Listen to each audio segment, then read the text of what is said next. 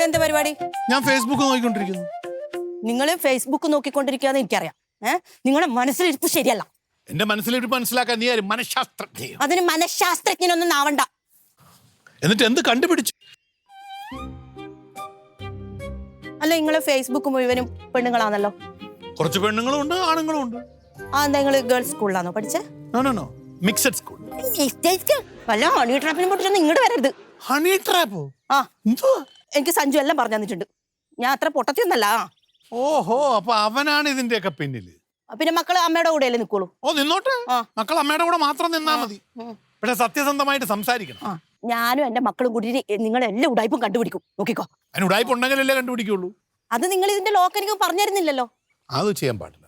മൊബൈലില് നമുക്ക് ഒരു പിന്നുണ്ട്, അത് വെച്ച് ലോക്ക്. അതന്നെ. അപ്പൊ അതില് മൊത്തം ഉടായ്പ ഞാൻ ഒരു ദിവസം ഞാൻ കണ്ടുപിടിക്കുന്നു. നിന്റെ ഫേസ്ബുക്ക് ഞാൻ നോക്കാൻ പറ്റുന്നില്ലല്ലോ.